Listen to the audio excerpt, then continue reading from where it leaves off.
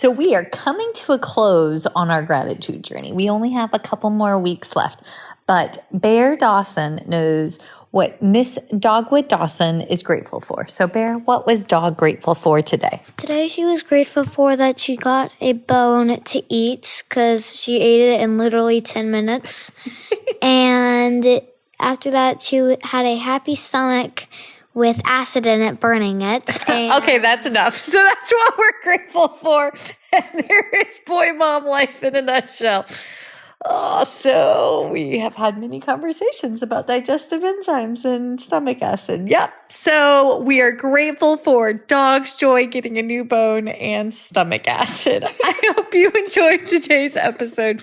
Y'all are in for the treat. The guest today is getting her PhD soon. Not quite, but she's working on it. So the to-be Dr. Lillian Thompson Brown is brilliant and passionate and kind and truly changing kids' stars. And so I hope that you enjoyed this episode, and I hope that your fuzzy friend also has a delicious bone and good digestive enzymes. And happy gratitude journey, y'all.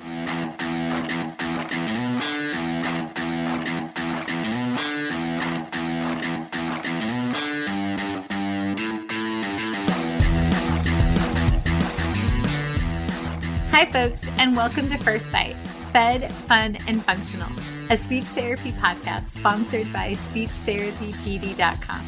I am your host on this nerd venture, Michelle Dawson, MS, CCC-SLP, CLC, the All Things Peds SLP.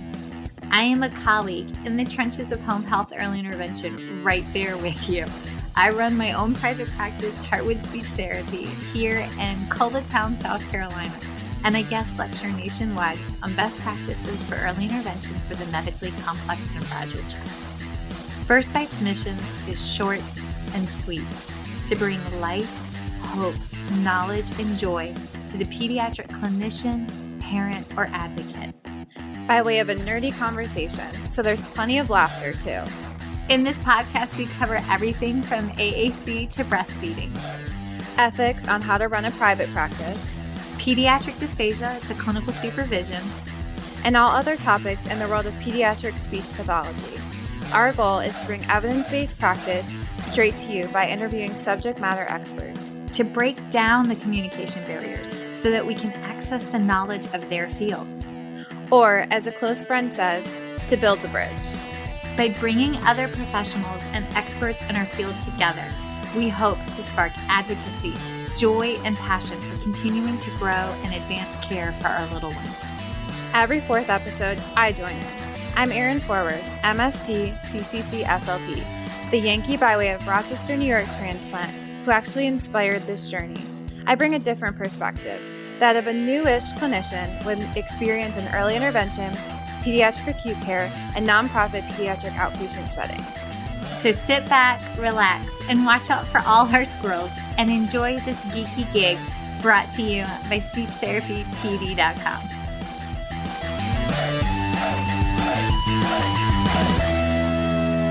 Hey, this is Michelle Dawson, and I need to update my disclosure statements. So my non-financial disclosures. I actively volunteer with Feeding Matters, National Foundation of Swallowing Disorders, NFOSD, Dysphagia Outreach Project, DOP. I am a former treasurer with the Council of State Association Presidents, CSAP, a past president of the South Carolina Speech, Language, and Hearing Association, SCISHA, a current Board of Trustees member with the Communication Disorders Foundation of Virginia, and I am a current member of ASHA SIG 13, SCISHA, the Speech Language Hearing Association of Virginia, SHAV, a member of the National Black Speech Language Hearing Association in Basla, and Dysphagia Research Society, DRS. Additionally, I volunteer with ASHA as the topic chair for the Pediatric Feeding Disorder Planning Committee for the ASHA 2023 convention in Boston, and I hope you make it out there. My financial disclosures include receiving compensation for First Bite podcast from SpeechTherapyPD.com, as well as from additional webinars and for webinars associated with understanding dysphagia, which is also a podcast with speechtherapypd.com. And I currently receive a salary from the University of South Carolina in my work as adjunct professor and student services coordinator.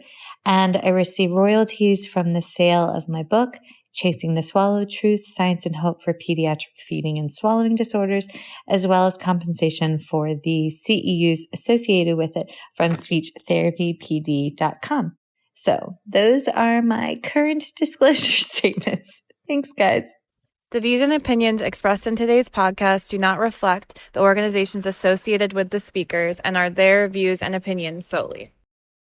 All right, everybody. So we have an utterly beautiful guest today. Y'all, she is as kind and compassionate and beautiful on the inside as she is on the outside. And I am in awe that, one, I got to meet her, and two, that she said yes and she's coming on. So I have the one and only Lillian Thompson Brown, who we're claiming this in the universe in the next 3 years will be Dr. Lillian Thompson Brown. And I met her. Yes, right. You're like, yay. And I met her at Embasla this past April in Washington, D.C. And she was doing a presentation on autism evaluations, specifically for early intervention. And y'all all know EI is like my one true love. Like, I love working with tiny humans. I love caregiver coaching. This is why we started this entire podcast from the get-go, was to expedite research to practice, but specifically for the littlest ones, the least of these. And so after I got done hearing her talk, and when she gets excited, I'm not sure if you realize this, but when you got excited when you were talking, you kind of hopped a little, and it was just like really awesome to watch. You do. And I was like, oh my God, she's so excited about her research. She like hopped. And I was like, oh, I need her. I need to meet this human. So I waited for like the crowd to leave, because there was like a crowd waiting to talk to her, and because she was awesome. And then kind of like fangirled for a moment. I was like, you don't know me. Please come on my podcast. Like, hi. So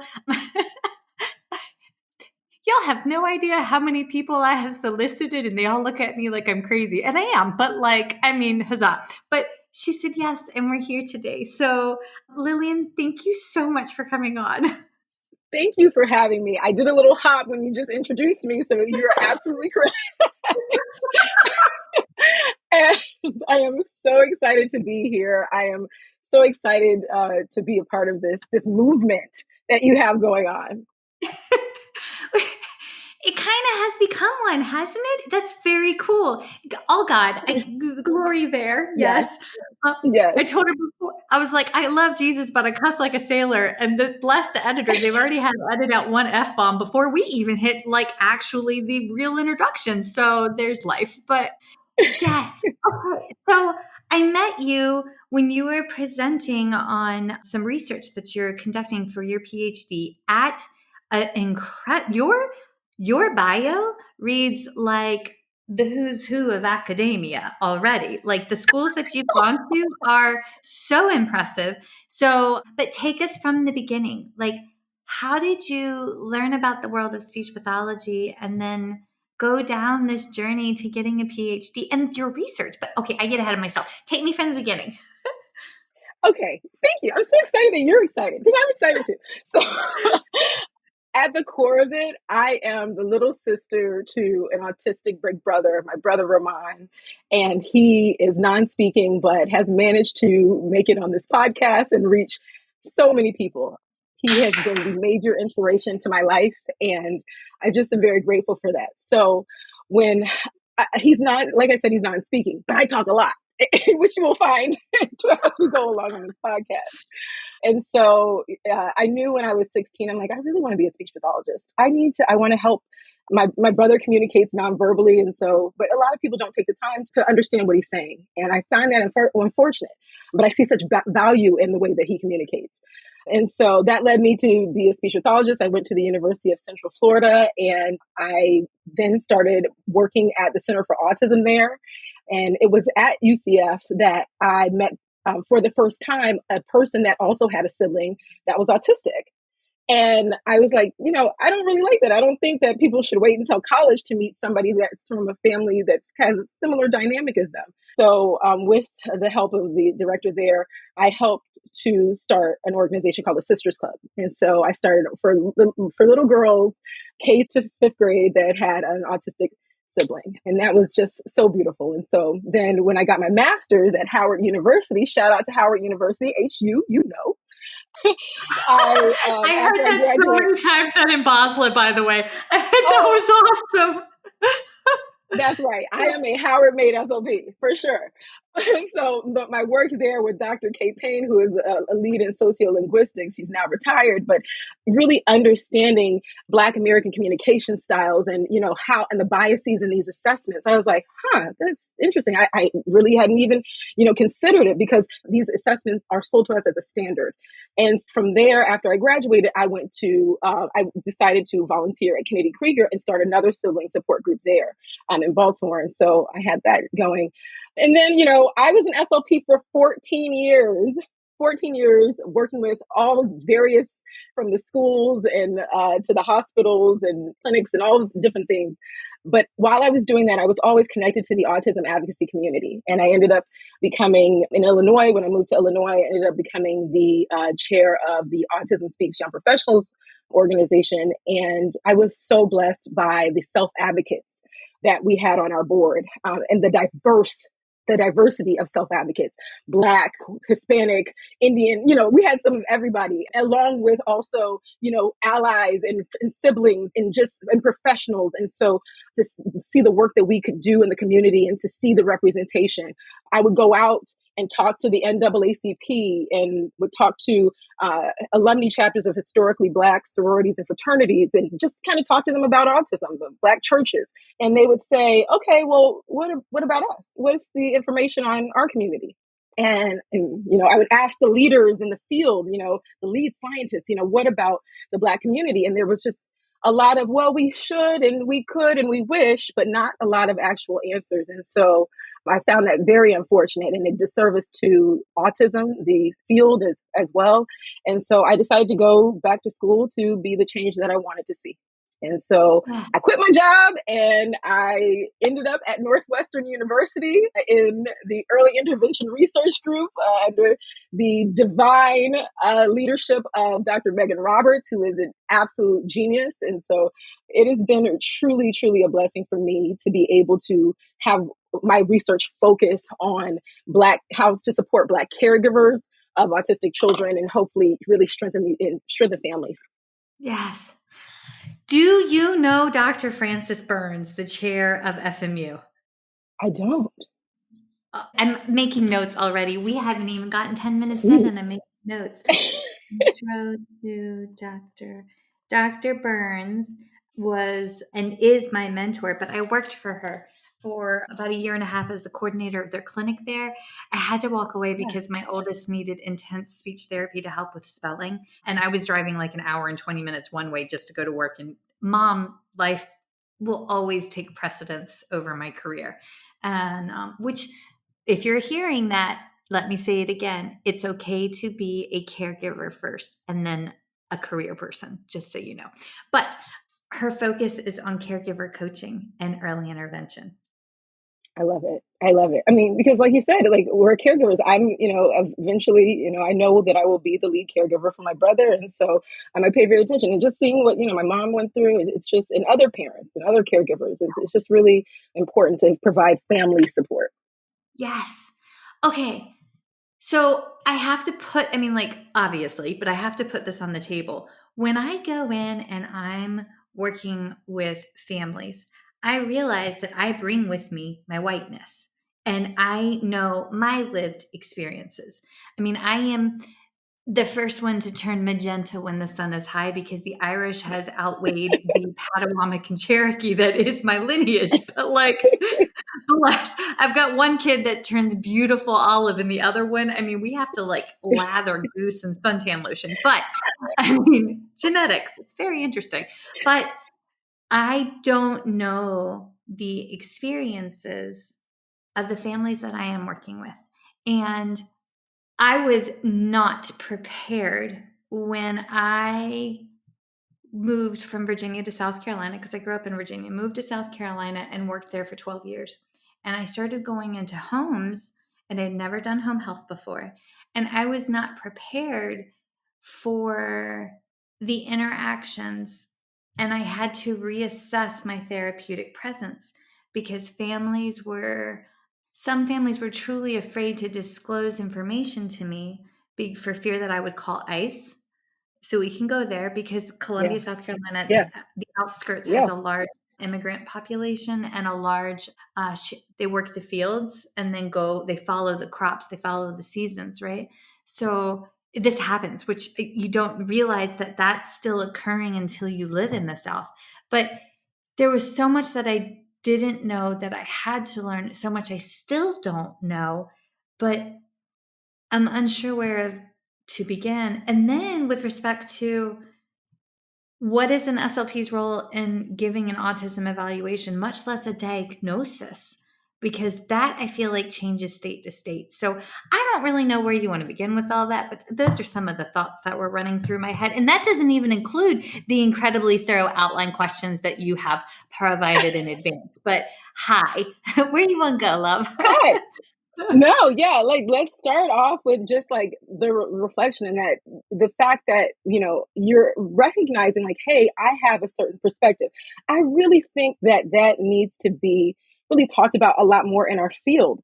There is bias. Everyone has bias. As a Black woman, I have bias based on my lived experiences. I don't know all that there is about every culture, and I won't. I don't even know all that there is about my own culture.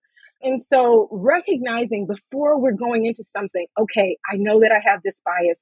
How am I going to ask these questions? Let's start with asking these open-ended questions, not making assumptions based upon these so quote unquote standards that are really based off of Western white culture.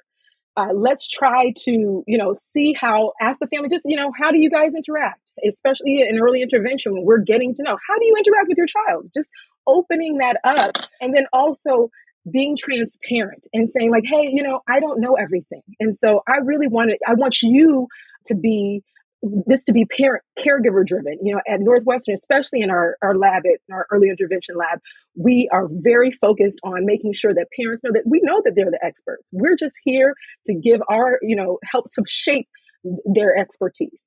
Yes. And so that asking those open-ended questions, I think, are the main thing. And like I said, in addition to recognizing when you think about, and also not leaning so heavily when we have these standardized tests, we'll say, they say, okay, well, ask the caregiver to call their name. Okay, well, you see their name as Robert Anthony III. You say, okay, well, can you Robert? Turns out they might call him Trey. Like, you don't even know. Like, so yeah, you're not responding to Robert because the child is 2, and they really never called him Robert. There's 3 other Roberts in the house. The grandfather's in the back. He's Robert. The dad is Bobby. The third one is Trey. He's Trey. Yes, no, but we okay. have all these assumptions. My son's name is Theodore. He goes by Bear. They gave him the PLS-5 and they said, the bear is hungry. You need to feed the bear. So he looked at them and picked up the food, and I swear to God, he was 2.5. And he looked at me and was like, what the hell are these people doing? I mean, he didn't say it, but he has my face. And so there he is, like pretending to feed himself the food. And I'm like, and the student was so confused, and she kept saying, feed the bear. And he was like, okay, I'm eating. I am the bear. I know. I was like, you clearly did not read the bio where I said his name is, there you go. So there are those assumptions. And when you're talking about going into spaces and, people feeling uncomfortable, we think about the systems of oppression that have led to to people and families feeling uncomfortable. And so we have to acknowledge that and do some research too. And like I said, ask parents and caregivers how they want to be referred. If you're a 24-year-old white girl calling this 64-year-old Black woman, Sandra, by her first name, that might not go over well. You might need to put a handle on that. You got to put a Miss, Mrs., so, doctor, whatever it is, give them that respect, and that's culturally bound. And so you're really, really doing that research, but also being open and telling them, being very transparent. I don't know everything. I'm hoping to learn more about your family, and we're going to work on this together. Yes. My grandma would have gotten a hold of her shoe and popped me if I did that to an adult. But like exactly. And grandma had a specific set of wooden shoes from the 70s, back when like clogs were stylish. And I have her fly spot. I distinctly remember catching she could catch you as you ran through the kitchen on the back of your thighs like it was nobody's business. That woman was quick. Plus, I know she's up there just laughing and laughing. Okay. But yes. So do you guys do y'all use the Juliana Woods family guided routines based interview? So we're actually, that's kind of leads to like that second part of what the SLP's role is. Yeah. So actually Dr. Megan Roberts and Dr. Aaron Cott have launched this wonderfully huge study called Reduce the Wait. And so we are trying to show that speech pathologists and developmental therapists, we know that we're on the ground working with these families all of the time. We are doing the work. We are on the front line. And so we believe that we can help to reduce some of these wait lists by these autism wait lists by having the clinicians do the assessment. And so we're in that study, we're using, the teleautism peds, which is because it's a virtual assessment. So we're using the teleautism peds, and we are also using the TASI, which is the toddler autism symptom interview for that program. And so one part is caregiver and child observation, and then the other part is the actual interview, the caregiver interview with the clinician. But so that kind of gets to that. But that's my thing is why do I have to wait 2 years on a referral to come through to a developmental pediatrician when I can administer the test? Why? Why is this a thing? Oh, you froze. But that's exactly what we're trying to do at Northwestern. That is exactly what we're trying to do in our lab. And so we have 1,000 children that will be in this study in Illinois. And we are trying to show there's no need to wait for these developmental pediatricians. We love our developmental pediatricians and our clinical psychologists, but there are only a few of them. And so even post-COVID, it's even longer. So now you've got children that have been on wait lists for 2 years. And we know it's 3 years.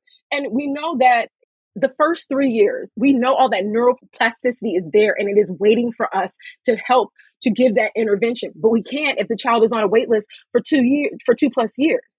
Yes. And then by the time they get a diagnosis, then they have to go on another wait list to get resources. And it's just this is a problem. And so the sooner that we can get these children diagnosed, the better.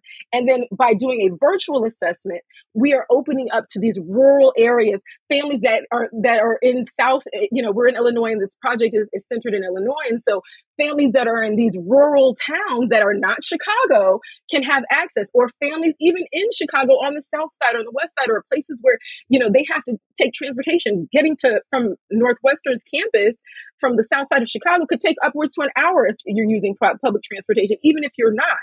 And so, by having this virtually, you're giving access. Yes.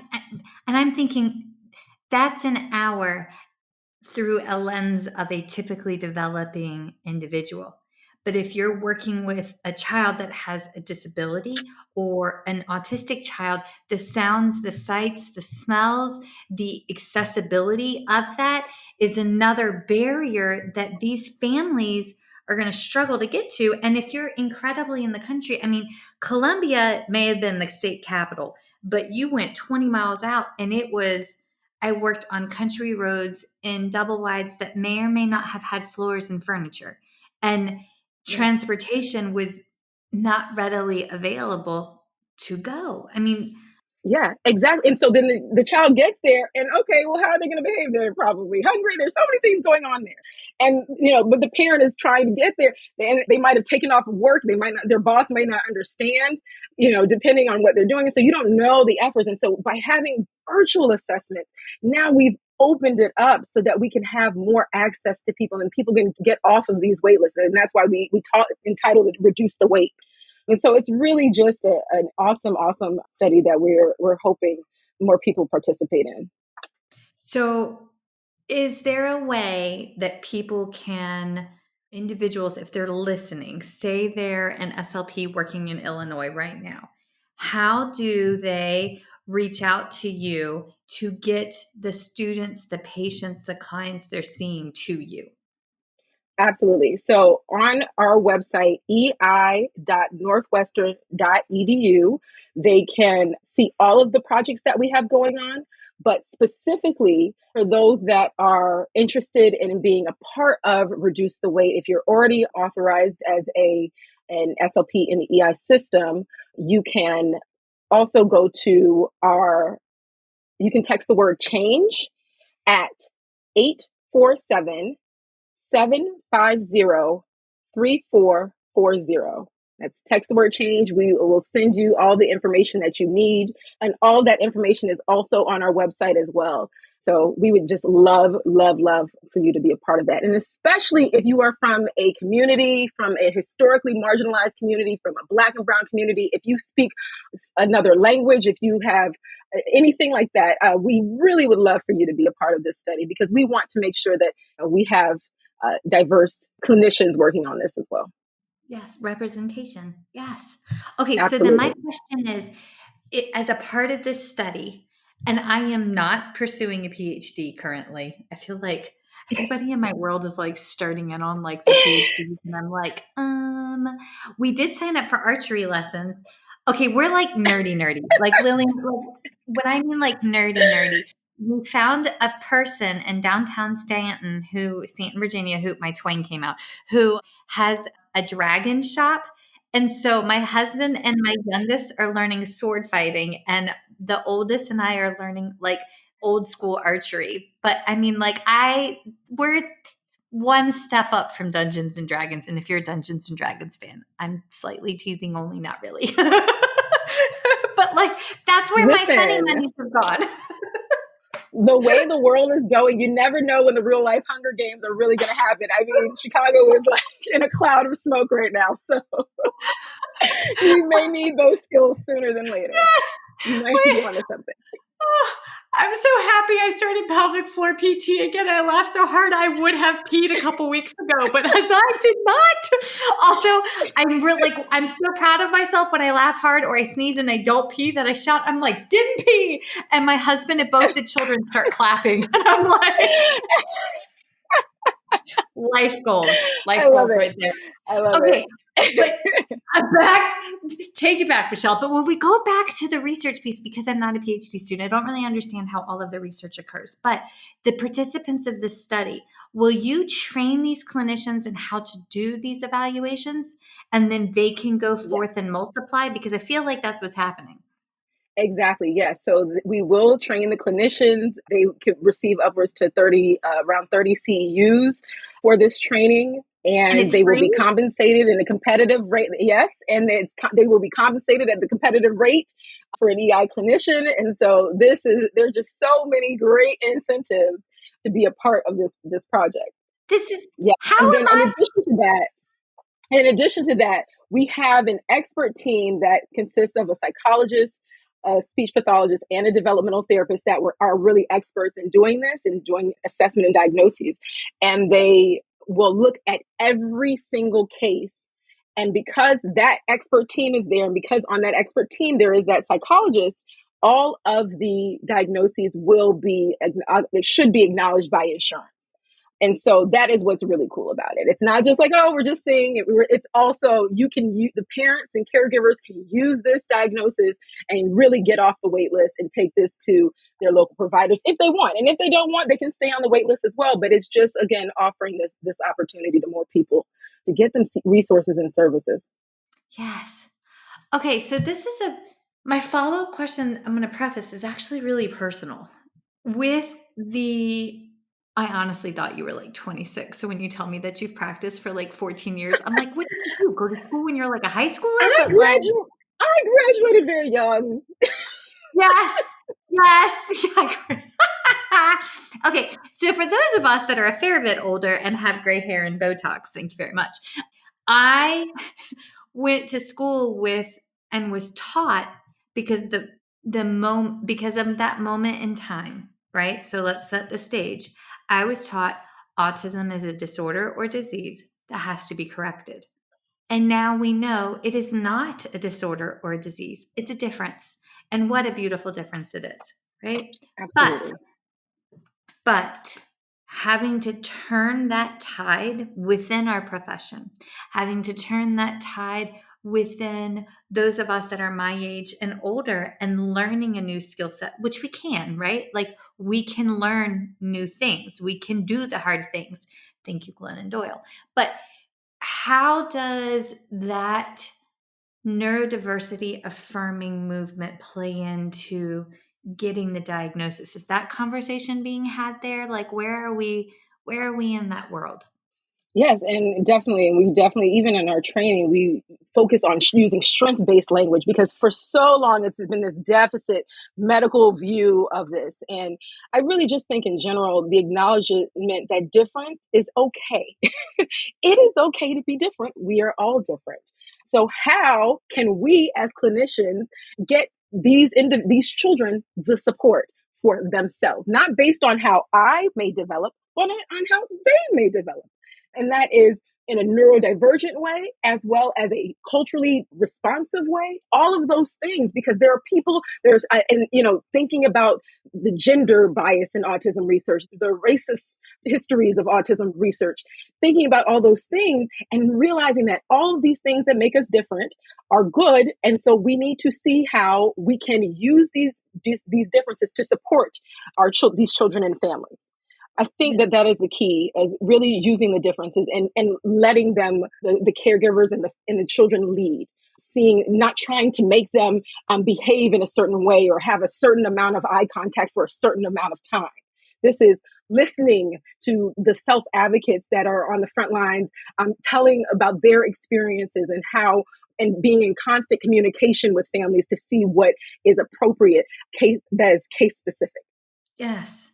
Okay, so then I have a question on how is within, y'all are pulling so many different individuals from so many backgrounds. Do you see different cultural responses to an autism diagnosis? Like, is there different approaches? Because I've experienced different experiences, but I didn't know what y'all had picked up on, or were you documenting trends or doing any data in that? Yeah, we just launched this project. So this project is new. So we're really kind of just seeing what develops. But we know that there are differences in just general autism. Well, unfortunately, now there's not a lot of research in cultural variation in autism research, but we know that there are differences in stigma, especially in community education. Who gets these resources and the community education? And so those things, those components shape how a reaction might be. And so again, that's why it's so important to really use that strength-based language and to let people know that this is just it's a difference, and this is not the end all be all. This is just telling us how we can help your child and what strategies we may need to use to try to help your child lead their best life. And so with my study, I'm currently looking at the Black caregiver perspectives and seeing how Black caregivers are describing their child, and what they're saying during this. Are they not only how they're describing, but the reason that they're attributing to some of the behaviors that their children that may be diagnosed as autistic have. So, for instance, they may say, "Oh, my child he learned so much, or she learned so much from the TV." No, really, they learn so much, and then they find out, yes, they've memorized all the commercials, they've memorized all the cartoons. That's what, even with my own brother, that's what my mother has said. Like, "Oh yeah, he started talking, he was memorizing saying all of the Coca-Cola commercials." It's like, no, They're okay, scripting. It's all language. exactly. Like, all right, well, great. So, and so just saying that, hey, well, that might be a characteristic of autism, how they're communicating. And so, that just having that knowledge of, that cultural variations there may be. I mean, that's why it's so important. And that's why it's really unfortunate that in the history, I think there was a study that was done, and they looked over 27 years of autism research up until like 2017. And they showed that only 25% of those studies actually reported anything about race or culture. And that like blows my mind, especially with autism. When we think, especially as SLPs, again, talking about the roles of SLPs in the diagnostic process, when we think of social and communication, how is social and communication not impacted by culture? It's impossible. You can't say that your social interactions aren't shaped by your culture. You can't say that your communication is shaped by your culture. So the fact that it's kind of like, oh yes, and we know that there's some differences. Okay, but what are the differences? Okay, can we do the research? We cannot have evidence-based practice without evidence. Uh-huh. Yes. I'm pretty sure if you go on the land of the Instagram or the Tick of the Talks, you'll find a reel and somebody's going to know an answer to something and summarize it in 30 seconds. And now they're subject matter experts, but not, I'm being sarcastic. No dig on TikTok. I love TikTok. Shout out. I have the speech scientists on TikTok. This is why I'm trying to be on there to hopefully negate some of what is going on and bring some. Okay, I have an idea then. Let me formally introduce you, because I got to be honest, y'all, I don't know if you've been to the land of the Instagram to see what First Bite has done lately, but Erin and I got my Ira up. And if y'all aren't from the Blue Ridge, you may not have heard the word Ira, but Ira is a hot mad. It is like seething, boiling, festering, like oof, oof. So anywho, I got my Ira up because I am so frustrated with social media. And from the lens of a mom, when I see things that are being published that in my deepest, darkest, scariest hour, when I am worried about my children, because Bear couldn't hear for so long and he had to have a lot of therapy, and Goose had a concussion in kindergarten, the end of kindergarten, because of some bullying. They didn't mean nothing by it. He got put in a headlock and fell back and hit his posterior occipital below, but he had visual spatial integration issues. So spelling was hard because words, whatever. When I got on social media through that lens of a mom, I couldn't not turn that off, where I'm trying to seek answers, right? But I'm trying to look for scholarly answers. But when I'm on there now and I see people summarizing research or misrepresenting research, because they're trying their hardest, but bless them, they're focusing on their hitting the beat to the words that are hopping up on stage without understanding the meaning of the message and the meaning of the research that's being transitioned. Anyways, we got sick and tired of it, so we're doing something different. So let me formally invite you for Research Wednesdays. So we are hosting 2 Research Wednesdays a month on First Bite on Instagram, where we invite the researcher to come on and share their research and their goals. That way, the message does not get muddied in the water. So that would be so amazing. I mean, I absolutely accept. Yes. That would be great. I mean, because that's why I started my TikTok, and there's so much gatekeeping, and especially as a PhD student, this is why I came. I really applaud Dr. Megan Roberts for the work that she does. She is a clinician scientist, heavy on the clinician. We are committed to having research that is practical and people can actually use, but we have to get it out to the masses. And it's so much easier to look at a TikTok or a reel than it is first of all, half these research journals are protected and you have to pay $49.95 in order to read one article.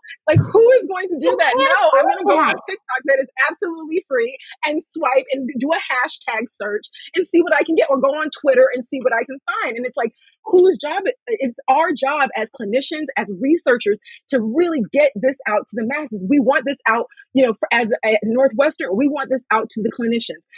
As clinicians, we want this out to our community, to our caregivers, our teachers, doctors, whoever working with this, with our families, so that we can really get it out. It means nothing if I write this very hoity-toity research, very academically rigorous research that is statistically sound, and nobody sees it. Nobody sees it but each other researchers. Okay, how does that help? It does not help. We need to move this forward. We want to push the needle forward. And so thank you for the work that you're doing. Thank you for this podcast and all the work. We try. We're doing our part. Huzzah. You're doing it. Also, it's a movement. It's a movement.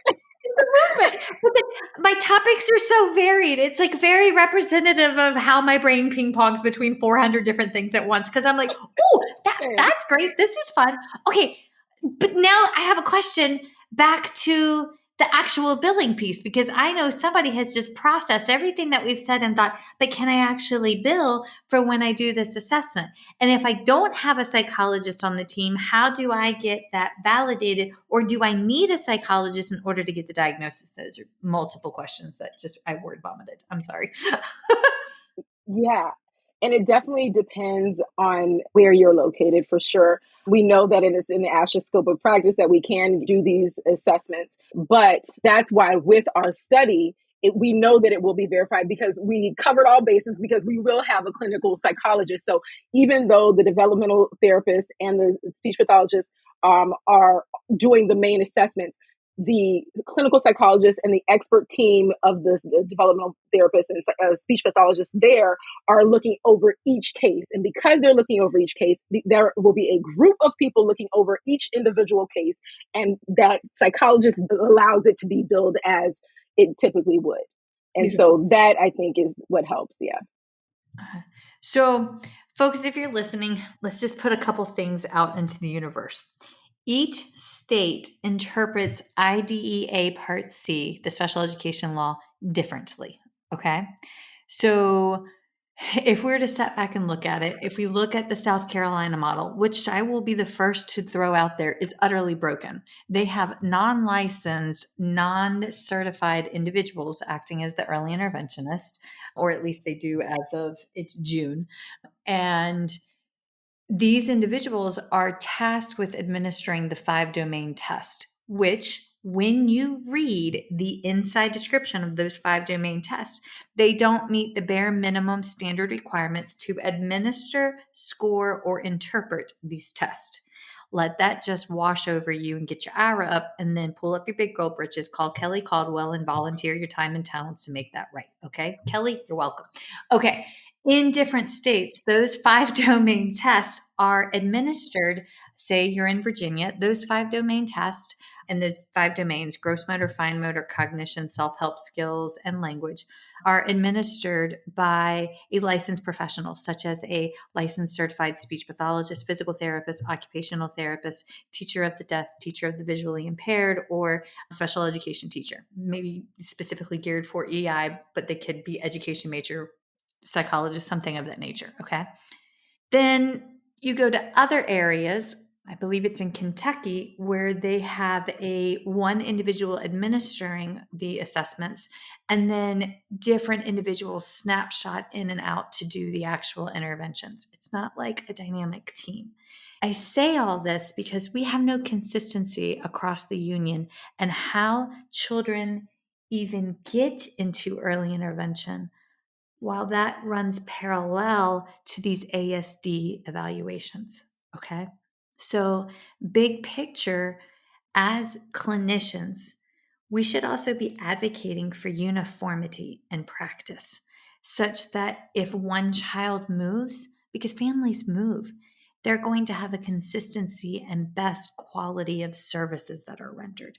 Because I don't know about you, but I don't feel too good when a PT is assigned to a case and the child's got a significant language delay and the PT is the Absolutely. sole.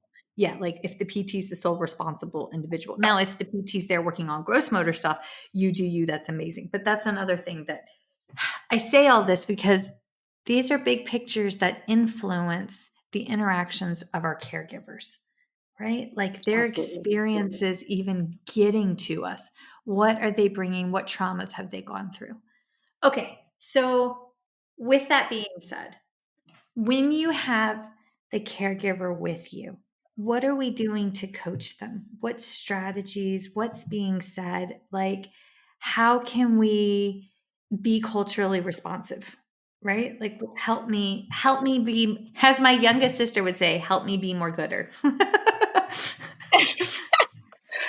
Yeah, well, first I want to acknowledge, what you said about the uniformity first, and I really think we are hoping, this study is in Illinois for Illinois children and families, but we are hoping that the results will have a ripple effect across America. in what we can do, especially for our field, and what we see. So thank you for that. In terms of strategies, there are quite a few strategies. We use the eclectic framework by Fuji and Boards Edgar. And it What is just kind of this? breaks down different strategies.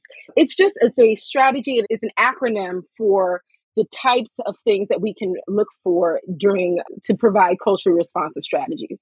So, for instance, one of the things that we really can think of is the L in eclectic is for language and language proficiency. And so we think about the language that we use. We know as SLPs, we're talking to caregivers. We say AAC. Okay, well, we say AAC. Well, what is AAC? Even we're talking in acronyms. When we even break down AAC, that's still not very clear. What is alternative, augmentative? What does that mean? Using language that is the plainest way possible to explain something is going to be helpful.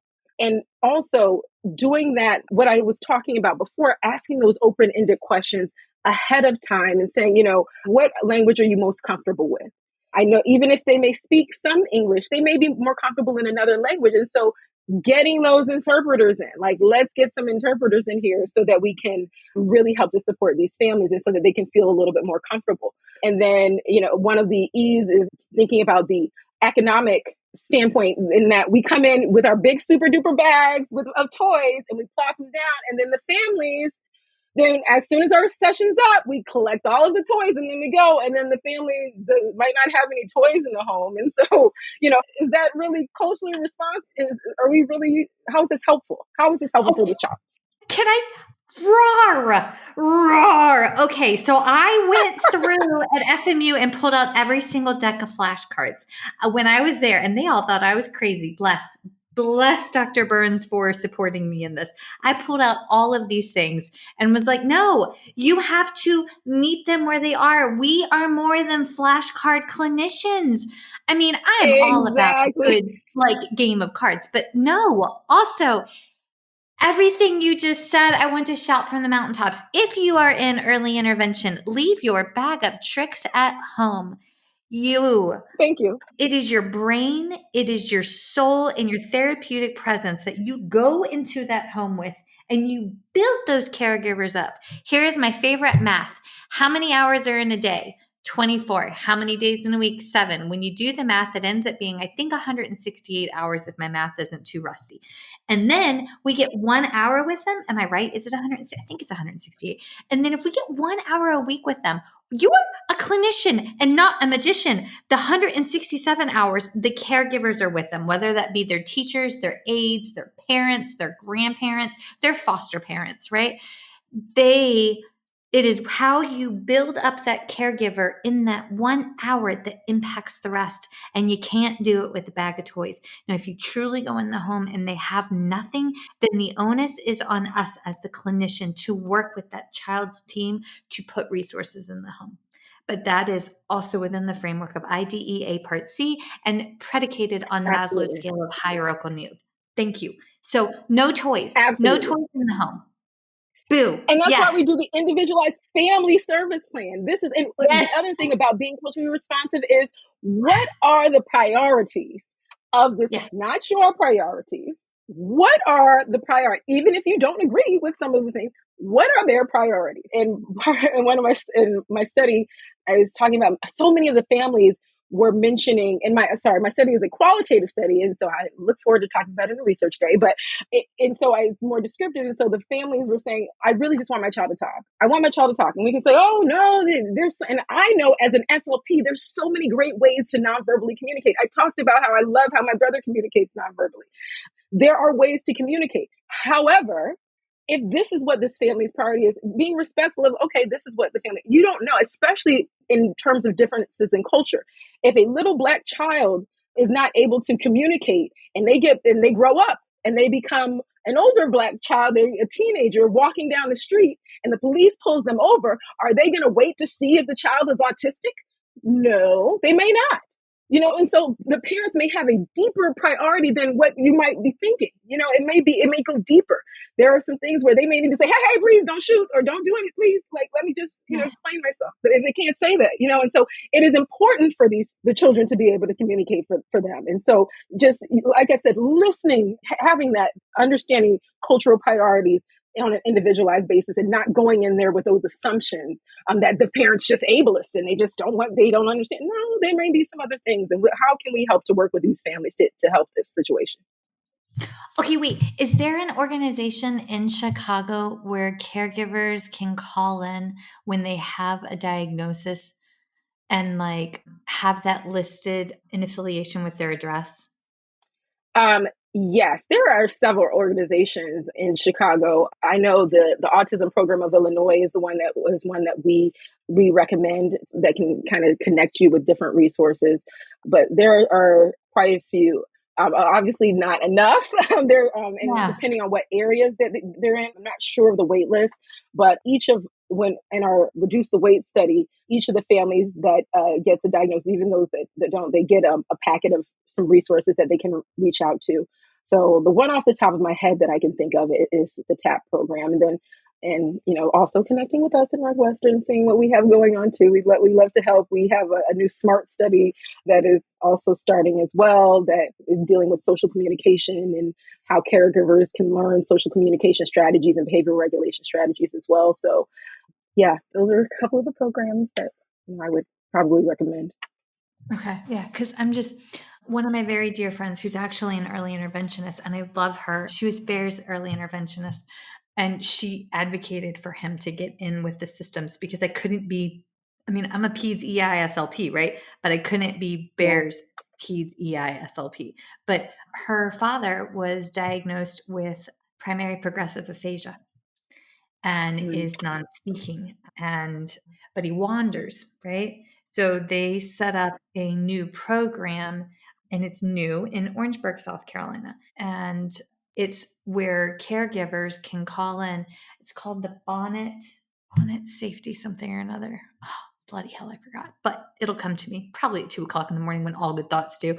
But it is a organization where families can call in and provide information on their loved one that has a disability or has a difference that would make them susceptible to not being able to answer their name being called by police or just being prone to wandering. And I think that this is why it's 2023 and we don't have a national network for this is kind of like what's going on.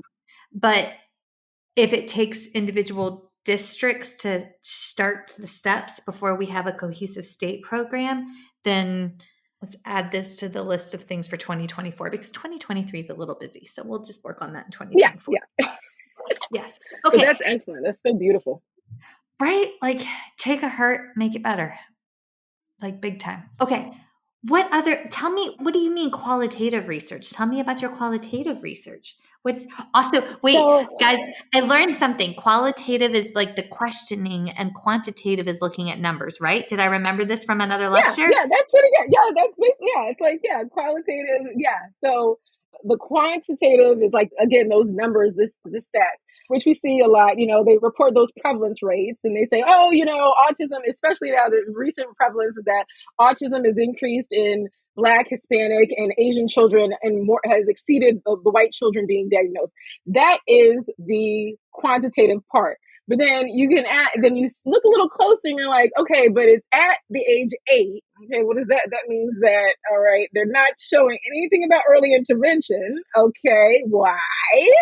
Because Blacks and Hispanics are more likely to be misdiagnosed and have late diagnoses. And so understanding, and then from there, okay, why have the prevalence rates increased? So then you would come in with a qualitative question, why are these, what is going on here? To try to understand, get a descriptive of what's really going on, to not just have the numbers there.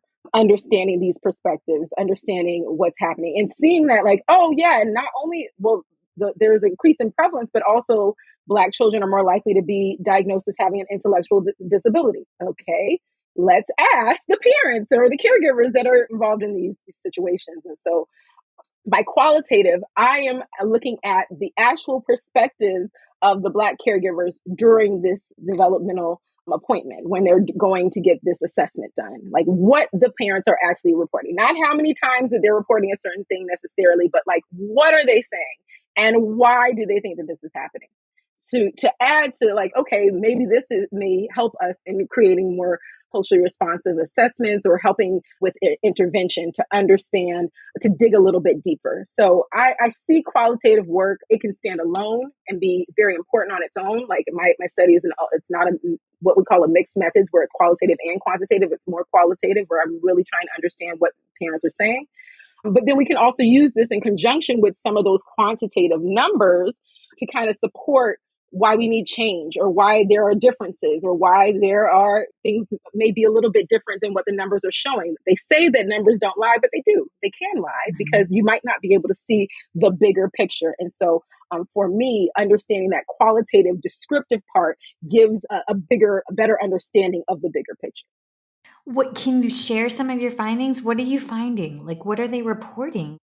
See, now I'm not going to have anything to say on research day. No, think of this as like practice for the defense.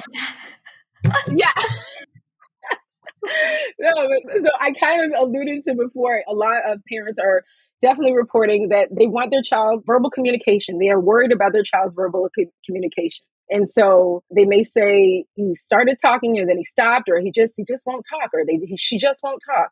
And then, but they're also talking about the memory, like, oh, he's got a good memory. He remembers real good, or they're great at problem solving, things like that. So those are a few of the things that have been reported. What about their feelings? Does it go into Yeah. So like I'm pulling my PFD hat, right? So like within the pediatric feeding disorder diagnosis, there's 4 domains. There's medical, feeding, skill, nutrition, and the 4th one is psychosocial. But that psychosocial piece is not unique just to the child, the patient. It also encompasses the caregiver and their psychosocial piece, which has me always wondering what's the psychosocial piece going on for the caregiver for like all these other etiologies that we encounter. So yeah. Absolutely. And that's where that second part. So my first question is really like, what are they reporting? And then my second question is like, what factors and experiences are these Black caregivers attributing to their child's characteristics? Why do they feel that their child is having these characteristics? And it's been really interesting. One of the things is that ethnicity, they'll say, my family's from Nigeria. And so that's just a cultural thing. That's just how it is. Or they may have like some self-blame. They may feel, there was one parent in the study and she said, they said it was my fault. And then the clinician said, well, who's they? And she said, the therapist. And so, if the therapist is blaming the parent, how are they in turn, like when they're going into when the therapist, their EI therapist has already blamed them for their child's differences. When they go into this assessment, how are they going to already feel? They already feel defeated. They may already feel defeated. And so thinking about those things. And then the other thing is this study was actually done pre-COVID. And so, but it was interesting to hear how many parents attributed to this limited exposure. And this can kind of also tie in with the self-blame. And they say, well, we keep everything from them. We keep everything from her. And so we can't, that's why she's not able to do so-and-so, or that's why she acts in a certain way, because we keep everything from her. We don't allow her to go out so much. She doesn't really have opportunities. And it's like, okay, that's interesting. What's that about? I think that a few of those examples, it's one thing, at least for our field, is good, is that several of the parents also attributed a lot of their behaviors to therapy and the benefits of therapy. And this is an early intervention. The study is based on early intervention age children. So we are seeing that the parents are acknowledging that, yes, early intervention has really been beneficial for my child that is possibly autistic. And then the other thing that factor is that a lot of parents, they know other differences as well. They'll say ADHD, or they may mention apraxia, anxiety, things like that they'll attribute. And so it's very interesting here. But again, that may also be because of marketing and what has been marketed as well. When we think about what we're told autism looks like, how the pictures of that we see of autistic children, we see usually white little boys. There was a study done by Kaiser and had Black caregivers. Exactly. While playing the train in the corner, playing with the blocks in the corner.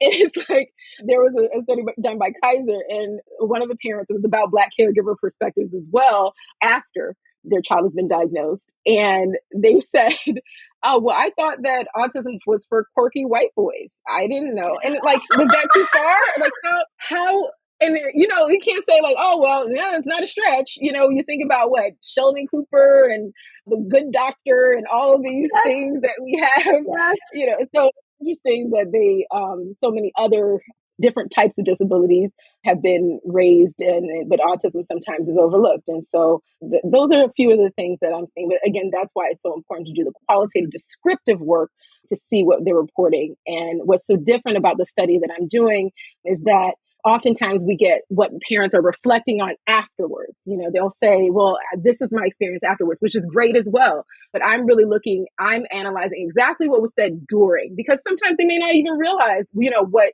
they're attributing or what they're saying. And so just trying to really understand have that insight coming from directly what is being said is, I think, really important. Yes. It makes me think about the bigger picture of health literacy and access, right? Like that. Yeah, that is absolutely. I mean, there's so much marketing specifically towards white women to watch out for autism, signs of autism, but it's embedded in places and stages that would be more regularly frequented by white women that are upper middle class, right? Absolutely. And how do we bridge that, right? Right. Like, I don't know. I don't have the answer for this. I mean, I'm just asking the question, but it feels like there's got to be ways to, like, I don't know, reach out. I'll canoodle on I that. think it's about making noise, making it like saying we are here, they are here. If you are not, it's not just about the Black community. It is about the diversity of the communities. It is about the girls. It is about the girls from diverse communities that are here and that are autistic and it's fine. It's okay. This is not something that needs to be hidden. Especially, and I speak when I reflect on some of the things that I've heard within the Black community, at least, a lot of it has to be hidden. And it's like, no, we don't need to hide anymore. Mm-hmm. We need more self-advocates. We need more self-advocates as clinicians. We need more input from diverse perspectives. I really, really think that is going to help. And we have to recognize that there is something broken. And so we do need to fix it. And even though that we see these prevalence, like I said, you see these prevalence rates, there's still work to be done. There is a lot of work to be done. And in a field that is 92% white, we have to do better. We need to do better. And I charge all of us, myself included, to do the work at shouting from the rooftops that we need to have change in terms of recognizing the variations and differences and the beauty that is within those variations and differences. I love you. Like, I am so in awe of you. Yes. Oh my God. Oh my God. This is utterly amazing. Okay. So I need to make a couple mental notes and introduce you to some people. Please do. Yes. And we will sidebar that. But thank you for your work. Please extend my heartfelt gratitude to everyone that's involved with this lab. This is phenomenal. Thank you so much. And the fact that y'all have this research project going on, that's going to change so many lives, because the people that go through the training to then go out and expedite assessments are going to expedite care, and word of mouth will spread. And this will, I don't want to say grow like a wildfire when Chicago and Stanton are a little smoked out right now, but you know what I mean. Absolutely. But like, that's not going to age well. That's not going to age well at all. But like, I used to say laughter was infectious, and now post-COVID, I'm like, ooh, that's not good. We'll see that. But okay, one of my favorite things of the podcast at the end is to always ask if you got any love money, or if somebody's got some time, how and where can they tithe? What can we do in your honor? Help me spread joy. Please, please give your time, resources, whatever you have to the Early Intervention Research Group at Northwestern University. You can find us at ei.northwestern.edu. We're on Instagram at ei.northwestern. We would love to have you. And please, please, please, we would love to have your support. And if you're on the TikTok, then you can also just follow me personally at the Speech Scientist as well. And but we greatly appreciate you. Amazing. ei.northwestern on Instagram. And are you on Instagram as well? I'm not so much on Instagram. I'm focusing right now on TikTok because it's a lot easier for me to manage in my personal life. But you can contact me. Feel free to email me at lthompsonslp@gmail.com, lthompsonslp@gmail.com, and I'd love to connect with you all.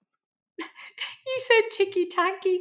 My dad's trying to convince me to get on the family snap of the chat. And I was like, no, I know what happens on the family snap of the chat. My brothers who are obsessed with poo and they are too old to know better will randomly send like a message and they're like, just wait, I broke the record. No, I have good things I need to. Okay. Also, shout out to my all-time favorite Instagram account. It's called Round Boys. There might be a dot in there. Oh, yeah, follow this. Oh my God. It's spherical shaped animals moving. And they're just spherical shaped animals, but they like wobble and they wiggle and it brings me a lot of joy. I might need that during this PhD process. I can tell you that. Well, do the Google for Round Boys on the Instagram. I don't know. Maybe don't Google Round Boys because terrible things could pop up there. But the spherical animals, man, that's where it's at. So, yes. Noted. Yes. Okay. Well, Lillian, thank you. Thank you. Thank you. Thank you. Thank you for the work that you're doing. And I look forward to talking with you soon. Yeah. Thank you. Thank you for joining us for today's course. To complete the course, you must log into your account and complete the quiz and the survey. If you have indicated that you are part of the ASHA registry and entered both your ASHA number and a complete mailing address in your account profile prior to course completion, we will submit earned CEUs to ASHA. Please allow 1 to 2 months from the completion date for your CEUs to reflect on your ASHA transcript. Please note that if this information is missing, we cannot submit to ASHA on your behalf. Thanks again for joining us. We hope to see you next time. Feeding Matters guides system-wide changes by uniting caregivers, professionals, and community partners under the Pediatric Feeding Disorder Alliance. So what is this alliance? The Alliance is an open access collaborative community focused on achieving strategic goals within 3 focus areas: education, advocacy, and research. So who is the Alliance? It's you. The Alliance is open to any person passionate about improving care for children with a pediatric feeding disorder. To date, 187 professionals, caregivers, and partners have joined the Alliance. You can join today by visiting the Feeding Matters website at www.feedingmatters.org. Click on PFD Alliance tab and sign up today. Change is possible when we work together. That's a wrap, folks. Once again, thank you for listening to First Bite, fed, fun, and functional. I am your humble but yet sassy host, Michelle Dawson, the All Things Peds SLP. This podcast is part of a course offered for continuing education through speechtherapypd.com. Please check out the website if you'd like to learn more about CEU opportunities for this episode, as well as the ones that are archived. And as always, remember, feed your mind, feed your soul, be kind, and feed those babies.